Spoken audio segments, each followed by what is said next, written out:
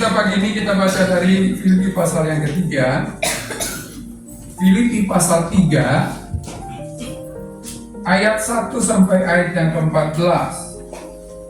Filipi pasal 3 ayat 1 sampai 14. Mari saudara, kita akan melihat kebenaran firman Tuhan ini. Berharap doa saya bukan saja kita baca dan dengar, mengerti, tetapi melakukannya supaya kita menemukan kuasa dari kebenaran firman Tuhan. Saya bacakan untuk kita semua. Filipi pasal 3 ayat 1 sampai ayat yang ke-14. Demikian firman Tuhan. Akhirnya saudara-saudaraku, bersukacitalah dalam Tuhan.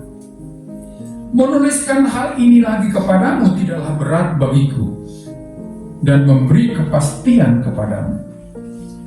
Hati-hatilah terhadap anjing-anjing, hati-hatilah terhadap pekerja-pekerja yang jahat, hati-hatilah terhadap penyunat-penyunat yang palsu, karena kitalah orang-orang yang bersunat, yang beribadah oleh Roh Allah dan bermegah dalam Kristus Yesus, dan tidak menaruh percaya pada hal-hal lahiriah. Sekalipun aku juga ada alasan untuk menaruh percaya pada hal-hal lahiriah.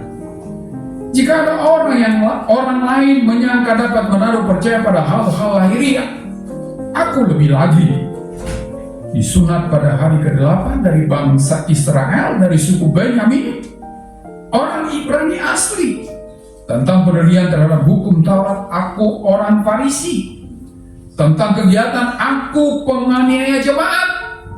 Tentang kebenaran dalam mentaati hukum Taurat, aku tidak bercacat. Tetapi apa yang dahulu merupakan keuntungan bagiku, sekarang kuanggap rugi karena Kristus. Malahan segala sesuatu kuanggap rugi, karena pengenalan akan Kristus Yesus Tuhanku lebih mulia daripada semuanya.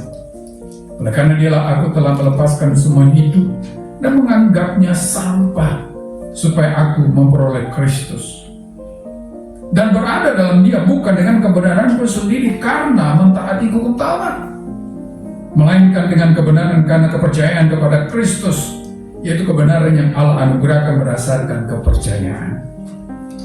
Yang aku kehendaki ialah mengenal Dia dan kuasa kebangkitannya dan persekutuan dalam penderitaannya, di mana aku menjadi serupa dengan Dia dalam kematiannya, supaya aku akhirnya beroleh kebangkitan dari antara orang mati. Bukan seolah-olah aku telah memperoleh hal ini atau telah sempurna, melainkan aku mengejarnya, kalau aku dapat juga menangkapnya, karena aku pun telah ditangkap oleh Kristus Yesus. Saudara-saudara, aku sendiri tidak menganggap bahwa aku telah menangkapnya, tetapi ini yang kulakukan. Aku melupakan apa yang telah di belakangku dan mengarahkan diri kepada apa yang di hadapanku, dan berlari-lari kepada tujuan untuk memperoleh hadiah, yaitu panggilan surgawi dari Allah dalam Kristus Yesus. Itulah firman Tuhan yang perlu kita renungkan pada pagi hari ini. Yang berbahagia adalah kita yang sudah baca dan dengar firman Tuhan, tapi bukan sekedar baca dan dengar, melainkan melakukannya dalam hidup kita sehari-hari. Saudara-saudara yang saya kasih dalam Tuhan Yesus Kristus, saya percaya setiap kita punya pengalaman hidup. Baik itu pengalaman hidup yang menyenangkan di masa lalu, atau pengalaman hidup yang menyakitkan. Ada istilah atau ungkapan berkata, pengalaman adalah guru yang terbaik. Tapi hati-hati saudara, ungkapan itu baru benar kalau kita menyikapinya secara benar tentang pengalaman hidup kita di masa lalu. Karena pengalaman hidup di masa lalu bisa menghancurkan kita hari ini dan masa depan kita kalau kita tidak bisa mengelolanya secara benar. Ada istilah yang kita kenal post-power syndrome, saudara. Satu keadaan di mana orang hari ini linglung menyikapi hidup karena terbuai dengan kenikmatan di masa lalu. Dulu dia penguasa barangkali, dulu dia adalah pejabat barangkali, dulu dia adalah orang yang terpandang barangkali, tetapi sekarang sudah tidak lagi. dia masih bermimpi seperti apa di masa lalu, padahal bukan seperti itu lagi. Sehingga sulit melakukan sebuah hal atau kesempatan yang Tuhan berikan bagi dia hari ini. Makanya tidak sedikit orang dulunya pejabat, sekarang nggak pejabat, nggak lama setelah tidak pejabat mati, saudara. Kenapa? Karena stres. Ada istilah trauma, saudara. Sudah tahu ya trauma itu ya? Pengalaman hidup di masa lalu yang menyakitkan, yang memenjarakan orang hari ini. Itu juga sama, saudara. Jadi makanya saya katakan tadi, tergantung bagaimana kita menyikapi pengalaman hidup. Mungkin pengalaman membanggakan, kalau nggak disikapi secara benar, menghancurkan juga, saudara. Atau pengalaman yang menyakitkan, makanya disebut trauma, terngiang-ngiang dengan luka di masa lalu. Saudara, masa lalu kita tidak akan mungkin terhapus, nggak akan mungkin hilang, saudara. Pengkhianatan orang di masa lalu nggak mungkin ada lupa, nggak akan mungkin, saudara. Sejarah tidak bisa mungkin dihapus, saudara. Yang mungkin bisa kita lakukan adalah mengelolanya. Bagaimana mengelola sejarah? Bagaimana mengelola masa lalu? Itu yang bisa kita lakukan hari ini.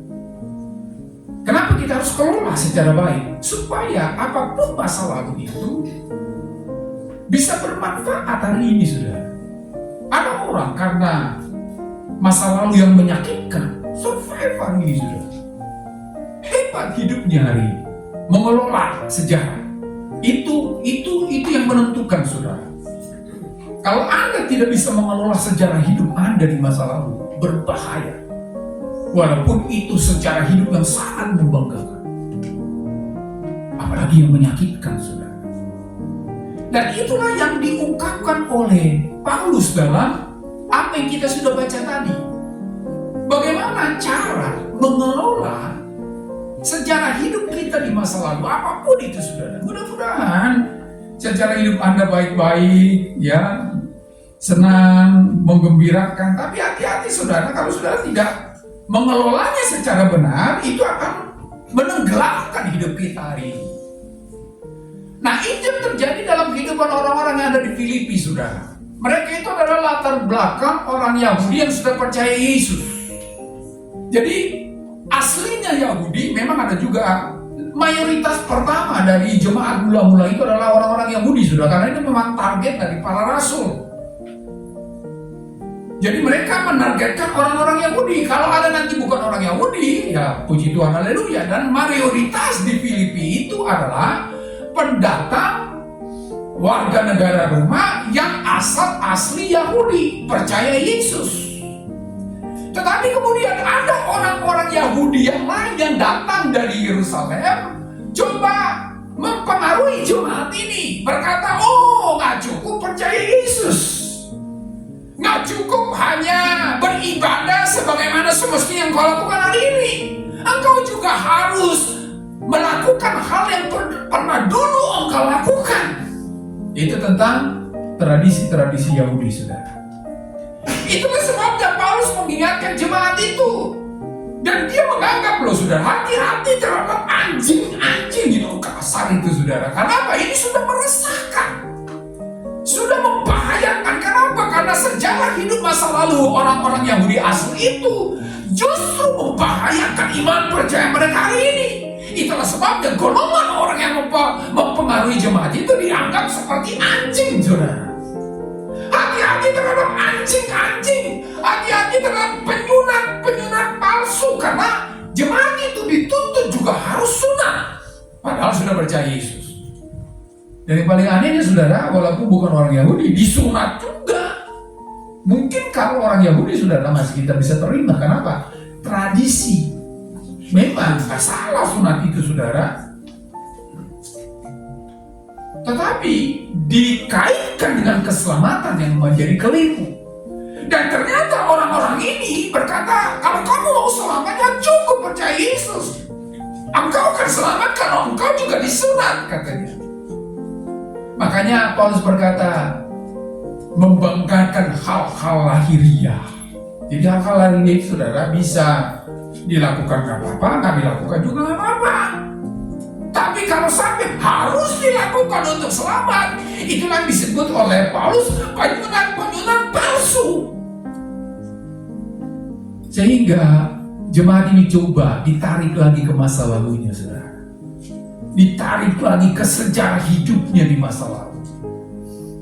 Tetapi saudara, itu justru menghambat langkah mereka untuk hidup di dalam Tuhan. Makanya Paulus memberikan contoh dirinya sendiri.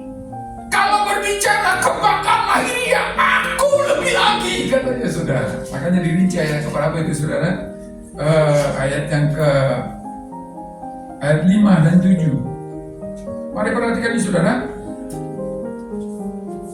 Jika orang lain, 4 bagian terakhir, jika ada orang lain menyangka dapat menaruh percaya pada hal-hal lahiriah, aku lebih lagi. Disunat pada hari ke-8 dari bangsa Israel, dari suku Benyamin, orang Ibrani asli Ngakawi, saudara. Tentang pendirian terhadap hukum Taurat, aku orang Farisi. Tentang kegiatan aku pengkhianat jemaat. Tentang kebenaran dalam mentaati hukum Taurat, aku tidak bercacat. Wah, luar biasa ini saudara. Kalau mau bangga dengan masa lalu, aku lebih lagi, katanya saudara. Tetapi Paulus setelah percaya Yesus tidak terpenjara dengan sebuah kehidupan tidak bercacat di masa lalu, tetapi menghambat langkahnya untuk mengikuti Tuhan. Makanya dikatakan ayat 7. Tetapi apa yang dahulu merupakan keuntungan bagiku, sekarang kuanggap rugi karena Kristus. Jadi cara mengelola masa lalu secara benar apapun itu saudara, jangan terpenjara dengan masa lalumu di belakang itu. Kalau itu menghambat langkahmu mengikuti Tuhan saudara. Kalau engkau tidak lagi bisa berharap hari ini kepada Tuhan karena apa yang kau telah alami di masa lalu, firman Tuhan berkata, sampah saudara. 8.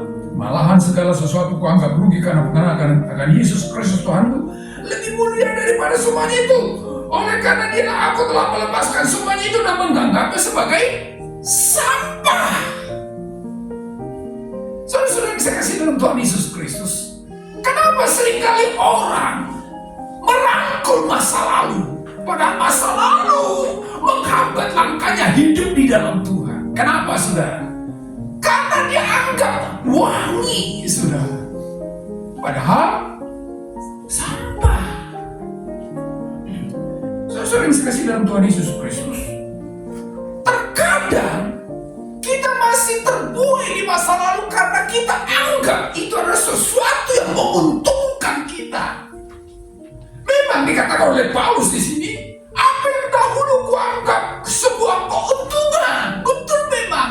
Dulu itu keuntungan, dulu itu membanggakan, tetapi justru menjadi kerugian kalau diperhadapkan kepada Kristus, katanya.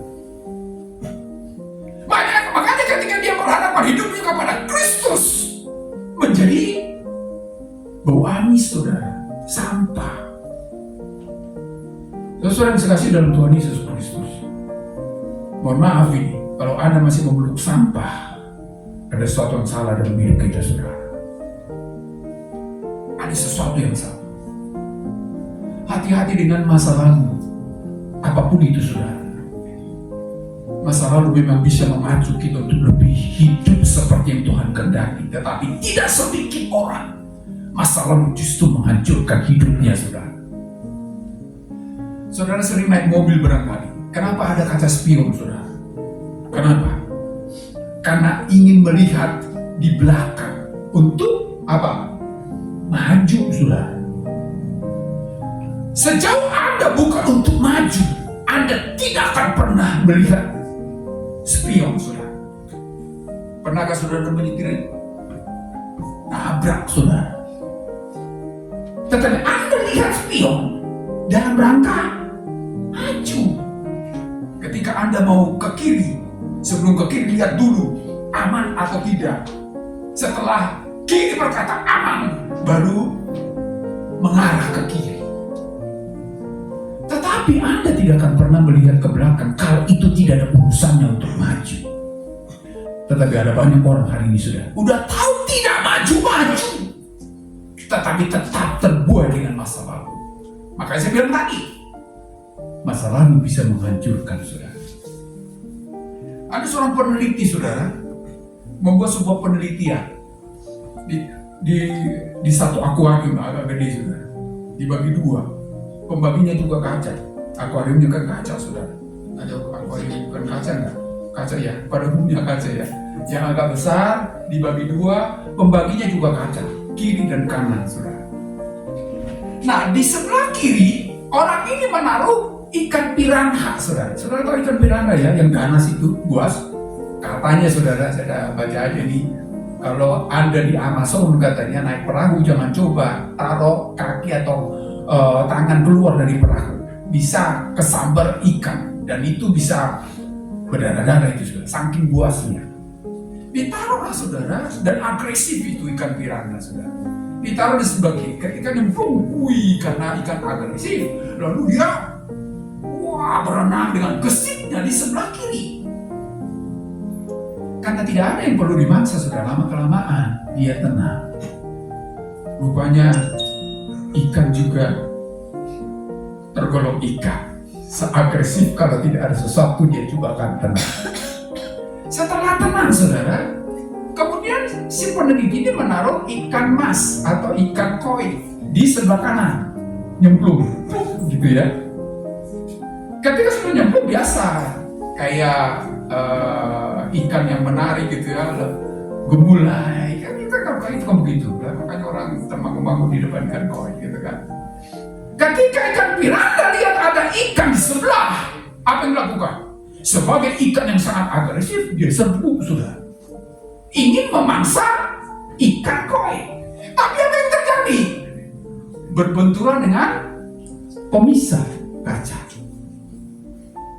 Ketika dia serbu saudara, berbenturan dengan kaca, nggak habis akal, dia coba lagi, kejar lagi, berbenturan dengan kaca, nggak habis akal, dia mundur lagi, dicoba lagi, berbenturan dengan kaca berkali-kali. Sebagai ikan yang agresif, berusaha untuk cari mangsa, tetapi kenyataan yang dihadapi adalah berbenturan dengan kaca.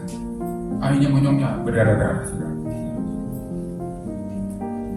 Setelah berdarah-darah, melihat kenyataan, ternyata nggak bisa dimakan. Kemudian ikan piranha yang agresif dan ganas mulai tenang lagi. Setelah tenang, saudara, apa yang dilakukan orang peneliti ini? Dia bukalah kaca pembatas. Ikan yang gemulai datang mendekat, menghampiri ikan yang sangat buas dan agresif. Tetapi apa yang terjadi saudara? Ikan piranha gak melakukan apa-apa, padahal mangsa udah di depan mata. Kenapa tidak dilakukan apa-apa? Karena ikan piranha walaupun dia gak ngomong, dalam hatinya berkata, dulu aku udah coba, tapi monyongku berbenturan dengan sesuatu. Dulu aku berusaha, tetapi aku berdarah-darah. Dulu aku udah berjuang, tetapi kekecewaan yang aku dapatkan. Ikan piranha yang sangat buas dimandulkan kebuasannya karena pengalaman pahit di masa lalu. Hati-hati dengan pengalaman Anda di masa lalu. Apapun itu, kalau Anda tidak bisa mengelolanya, cara mengelolanya apa? Jangan terpenjara dengan masa lalumu apapun itu. Jangan engkau digembok hidupmu di masa lalu. Jadi kalaupun engkau hidup hari ini, tetapi terbuat di masa lalu, engkau masih hidup di masa lalu.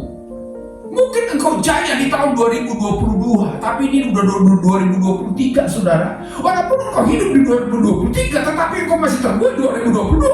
Sebenarnya engkau hidup di 2022, padahal kenyataan 2023. Dulu dan dulu. Saudara, kalau engkau mau maju di dalam Tuhan, kalau yang dulu itu menghambat langkahmu hari ini, mari berkata, sampah, saudara. Tapi kalau yang dulu itu mau maju, meluncut engkau untuk lebih laju di dalam Tuhan, pakai itu. Makanya dia kata oleh Paulus, apa yang kuanggap sebuah keuntungan di masa lalu, kuanggap rugi. Tapi pernahkah saudara baca, justru masa lalu Pauluslah yang membuat dia melesat di dalam Tuhan. Tidak ada rasul yang paling banyak menulis surat di dalam Alkitab kecuali Paulus dibanding dengan rasul-rasul yang lain. Kenapa? Karena dia adalah orang yang di masa lalunya sekolah, saudara. Tak main-main. Di masa lalunya dia adalah penyelidik kitab, saudara. Dan dia pakai itu untuk melaju di dalam Tuhan. Saudaraku yang saya kasih dalam Tuhan Yesus Kristus, saya katakan tadi, sejarah nggak mungkin bisa dihapus, saudara. Hanya bisa dikelola. Saya tidak tahu masa lalu Anda di belakang itu kayak apa. Tapi tidak menjadi soal membanggakan, puji Tuhan, haleluya. Tetapi jangan hanya oleh karena kau membanggakan di masa lalu kau berkata, aku mau tinggal di masa lalu, padahal engkau tidak lagi seperti itu lagi sekarang. Masa lalu akan menjadi hanya sekadar masa lalu. Kalau itu memberatkan hidupmu hari ini, gak perlu lagi untuk dikenang, saudara. Ada orang hari sampai hari ini tidak menikah. Karena apa? Karena dia diputus pacar di tahun 2000 berapa lah, saudara? 10 tahun yang lalu. Kayaknya laki-laki cuma dia. Ya kan? Aku tidak mau menikah kalau bukan tanpa dia. Tiba kali.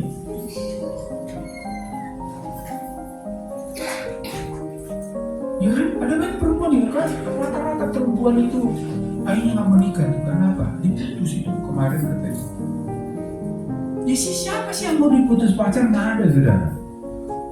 Tapi kalau memang ternyata udah diputus, katakan pada dirimu, aku tidak mau terikat dengan dia, karena dia menghambat langkah untuk mendapatkan si Joni yang lain, gitu kan? Apa namanya Joni cuma satu? Banyak nama Joni, saudara. Joni 1 sampai Joni seberapa? Terserah. John Boy. Tapi gitu, waduh, apa artinya menikah kalau tanpa dia? Ya, kasihan dulu. Kan gitu kan?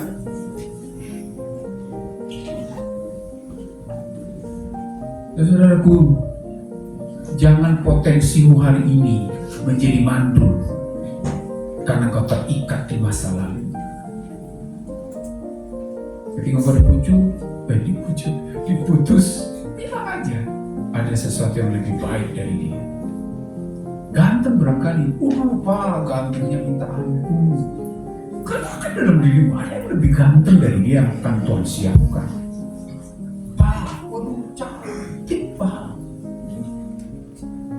Ada istilah yang berkata gak move on katanya. Heran saya kalau ada orang gak move on, sekian banyak orang, saudara. Saudara punya masa lalu? Pasti. Saudara bisa mengelolanya? Pasti, saudara, kalau saudara mau. Pakailah masa lalu untuk mendorong kita maju, bukan untuk menghambat langkah kita. Itu yang pertama, saudara, cara mengelola masa lalu dengan benar, cara mengelola sejarah hidup dengan benar.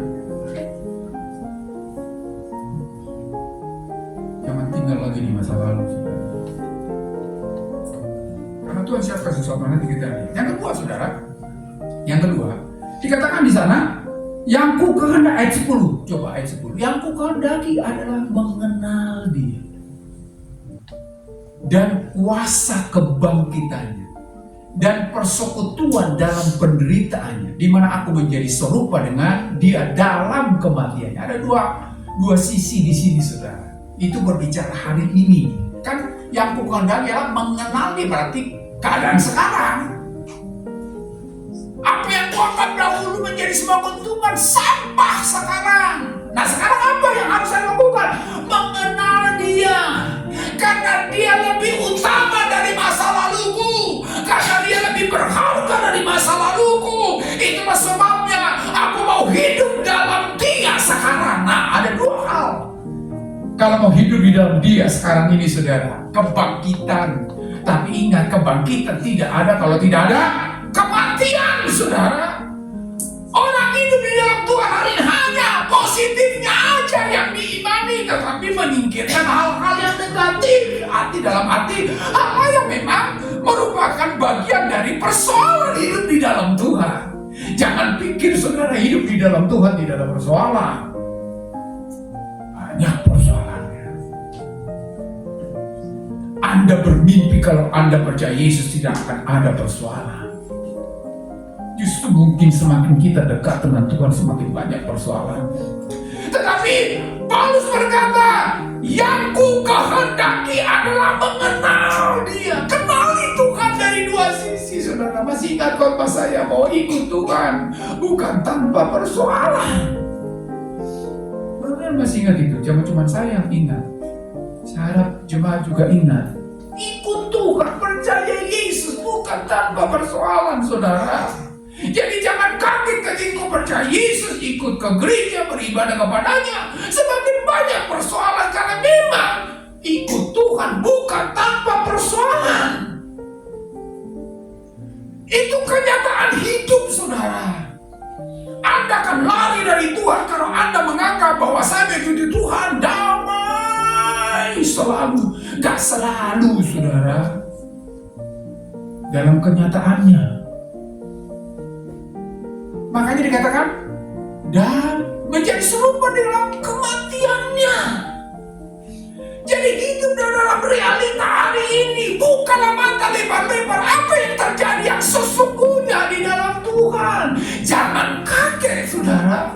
Kalau Anda hari ini bukan pejabat lagi, ya nggak apa-apa. Emangnya kenapa? Kalau Anda dilukai di masa lalu, hari ini Anda nggak dilukai lagi kan? Lihatlah hari ini. Jangan lagi hidup di masa lalu, saudara. Saudara yang saya kasih dalam Tuhan Yesus Kristus, kalau Anda mau meraih kemenangan, mulailah dari awal. Maunya orang hari ini instan, saudara. Ya kan? Apa-apa instan. Yang baik itu adalah berproses, saudara. Saudara tahu, hanya untuk orang mati yang dimulai dari atas, saudara. Kalau Anda masih hidup, lumrah Anda mulai dari bawah. Hanya untuk orang mati. Dari mana sih itu? Hanya untuk orang mati dimulai dari atas. Hanya diperuntukkan untuk orang mati lah dimulai dari atas. Diperuntukkan untuk orang hidup. Biasa dimulai dari bawah, saudara. Pernah ke kuburan? Sering ke kuburan? Dimulai dari atas kan? Ke bawah. Itu bagi orang mati, atas ke bawah saudara. Kalau Anda hidup dari bawah ke atas saudara. Makanya SD dulu. Belum apa-apa jadi dokter gitu kan. Heran saya sekarang ini instan juga. Nggak tahu kuliah di mana, tiba-tiba udah jadi dokter saudara. Saudara, menyikapi masa lalu adalah lihatlah realita hari ini. Bahwa di dalam Tuhan bukan saja enaknya. Di dalam Tuhan ada juga nggak enaknya, saudara. Ada pujian berkata, melayani Tuhan selalu manis. Gak juga selalu manis, saudara. Itu hanya pelipu lara itu. Supaya kita tetap semangat melayani Tuhan. Enggak saudara, ikut Tuhan tidak selalu manusia juga. Tapi mengenal dia, tetap mengenal dia. Gak selalu memang mengenal dia akan senyum saudara. Air mata juga akan ada. Tetapi gak soal. Karena aku tahu memang itu realita hidupku. Jangan lari dari Tuhan karena Tuhan izinkan masalah datang. Jangan lari dari Tuhan karena Tuhan izinkan persoalan datang, saudara. Jangan lari dari Tuhan karena ada penderitaan sebab itu dikatakan kalau ada kebangkitan karena ada kematian, saudara. Jadi terbukalah dengan realita hari ini. Tuhan, aku mau mengenal Engkau. Aku mau mengenal Engkau, bukan sekedar mengenal sukacitamu di dalamku, tetapi mengenal penderitaanmu juga di dalam diriku. Saudaraku, ada banyak hal yang perlu kita harus sadari di dalam Tuhan, yang mungkin sebaliknya. Gak salah, saudara, tapi mau apa enggak? Makanya seringkali ada orang lari dari Tuhan, kenapa? Bukan ini yang saya mau di dalam Tuhan, kan gitu. Dulu kan saya, dulu lagi. Kan gak dulu lagi sekarang. Kita hidup untuk sekarang, saudara, bukan untuk kemarin atau besok. Siapa berani menjamin engkau masih hidup besok? Nggak ada yang bisa jamin, saudara. Dan engkau sudah tidak kemarin lagi hidupnya, sekarang. Nah, kalau sekarang Tuhan perlihatkan sesuatu realita, ya jangan kabur. Tuhan, kan dulu nggak begini. Tuhan dulu bilang nggak begini. Ya kita aja yang nggak dengar dulu ngomongnya apa, saudara. Ya kan? Jadi kalau mau mengelola sejarah hidup kita, saudara, jangan terpenjara dengan apa yang terjadi di masa lalu apapun itu, dan lihatlah realita hari ini. Nah, di hari ini mari ayat yang ke 13-14. Saudara-saudara, kalau mau Anda bisa mengelola sejarah hidup di masa lalu, ini yang harus kita lakukan, saudara. Aku sendiri tidak menganggap bahwa aku telah menangkapnya, tetapi ini yang kulakukan. Aku melupakan apa yang telah di belakangku dan mengarahkan diri kepada apa yang di hadapanku. Memang kita hidup untuk hari ini, saudara, tapi lupakan masa lalumu kalau itu menjerat hidupmu untuk tidak maju-maju di dalam Tuhan. Dan di kehidupan masa kini ini, arahkan matamu ke masa depan untuk bisa bergerak hari ini, saudara. Kenapa bisa kita tetap hidup hari ini? Karena pengharapan di masa depan, saudara. Kalau saudara tahu bahwa besok tidak akan ada lagi matahari terbit, ya sudah, tidur aja udah sampai mati. Kenapa Anda bangun? Karena Anda berpikir besok masih ada matahari, ada harapan, saudara. Arahkan hidupmu ke masa depan, supaya masa lalumu itu tidak menjerat. Arahkan hidupmu ke masa depan, supaya tindakanmu hari ini bermanfaat, saudara, bernilai. Itulah kan anggapan orang tua hari. Kenapa aku kerja keras hari ini? Supaya masa depan anak-anakku baik, kan gitu. Nggak pernah, kenapa bekerja sehari ini? Untuk ngumpulin duit di sini. Enggak juga, saudara. Harapan ke masa depan. Jadi sepahit apapun masa lalumu, saudara, lihatlah realita hari ini dan arahkan pandanganmu. Nah, orang yang mengarahkan pandangan masa depan apa? Dikatakan ayat selanjutnya, saudara, ayat yang ke-14. Ayat 14. Udah Kak 18 itu. 14. Dan berlari-lari. Saudara tahu nih, berlari-lari gak santai, saudara.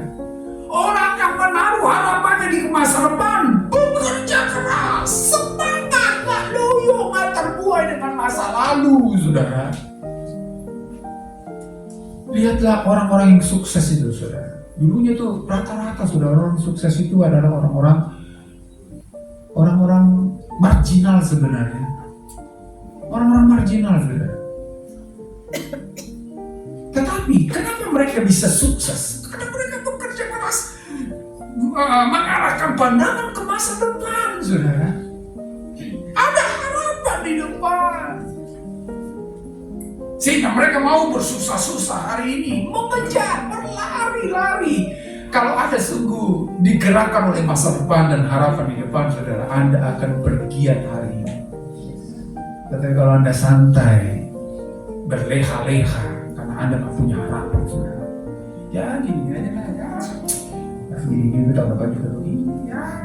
Nah, ada belanja, nah ini ya udah. Kerjanya pun asal-asalan, saudara. Coba lihat orang-orang yang bekerja sebagai karyawan, beda dengan pemilik. Itu bedanya karyawan dengan pemilik loh, saudara. Kalau karyawan itu apa? Ya, apa yang ditugaskan? Ya, lakukan saja lah. Ya, lakukan ini, lakukan itu. Dituntut sedikit lebih banyak, ngomel, saudara. Kenapa? Begini-gini juga, gak naik gaji. Tapi coba, saudara, kalau itu adalah pemilik, apapun akan dilakukan dengan semangat. Jadi orang memiliki masa depan, harapan di masa depan akan beda kerjanya, saudara. Ada tukang batu, saudara, sama-sama tukang batu, lagi pecah-pecahin batu, saudara. Lalu ada orang lewat di tempat pekerjaan mereka. Lalu orang itu tanya ya, tukang batu pertama, "Pak, lagi ngapain?" Ditanya begitu, dia langsung lihat orang itu. "Apa lu nggak lihat?" Masih nanya katanya. Dia pecah-pecahin batu, sudah. Padahal sebenarnya ada maksud dari orang itu menanya, "Pak, lagi ngapain?" Mau nanya, lu nggak punya mata lu katanya. Pecahin batu dong, memangnya pecahin gelas. Tetap pecahin batu, masih nanya. "Oh, pecahin batu Pak ya?" "Ya." "Lalu?" "Ya, jalan lagi guys." Lalu yang kedua ditanya lagi, sama pertanyaannya. "Pak, pecahin batu juga, saudara." "Pak, lagi ngapain?" "Lagi mecahin batu untuk bangunan sono." Lanjut itu kan. Jadi bukan cuma pecahin batu dia, ada tujuannya dia pecahin batu. Kalau yang tadi itu tadi cuma kerja doang, duitnya doang yang diingat. Kalau ini enggak, pecahin batu untuk dipakai di bangunan sana. Ini lagi bangun gedung di sana. Begitu ya? Ya Pak, makasih ya, makasih. Dia jalan lagi, saudara. Ketemu lagi pemecah batu yang kedua. Pemecah batu juga, pertanyaannya juga sama, saudara. "Pak, lagi ngapain?" "Lagi pecahin batu untuk dipakai di bangunan sana. Nanti bangunan itu akan dipakai banyak orang." Lanjut, saudara, berarti pada fungsinya. Bukan hanya bangun sebuah gedung, ada orang menikmati bangunan itu. Panjang itu, saudara.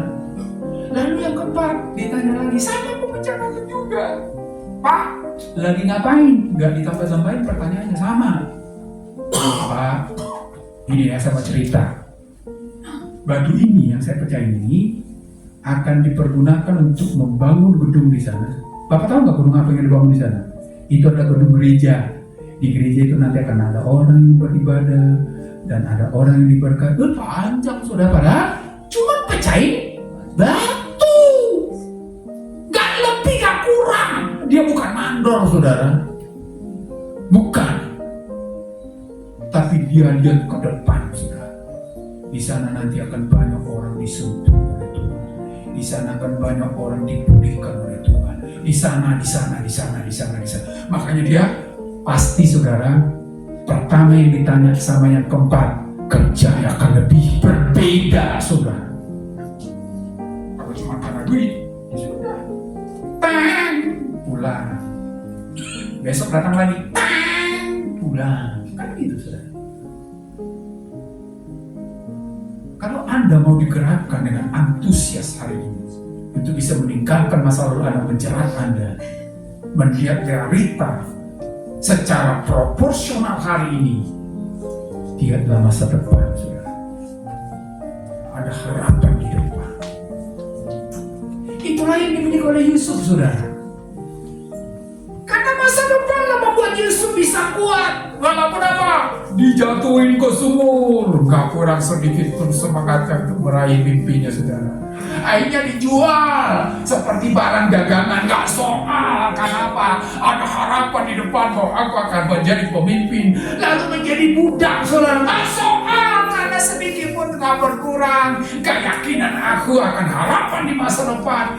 Difitnah si tante itu ya, difitnah dia, lalu masuk penjara. Harapanlah yang membuat Yusuf bisa sampai di impiannya, saudara. Kalau Anda sudah kehilangan harapan, habis, saudara. Seseorang kehilangan harapan, saudara, dia sudah mati jauh sebelum hari kematian itu datang. Tetapi kalau Anda memupuk harapan, hari kematian Anda mungkin dekat, tetapi itu bisa berjalan lebih jauh, saudara. Saudara yang saya kasih dalam Tuhan Yesus Kristus, setiap kita punya masalah apapun itu, tetapi itu menjadi guru yang terbaik kalau Anda mau mengelolanya secara benar. Jangan mau terpenjara dengan masa lalu Anda apapun, karena itu akan menghambat langkah Anda hari ini. Dan lihatlah realita yang sesungguhnya, apapun itu. Nggak ada yang salah dengan kesulitan, saudara.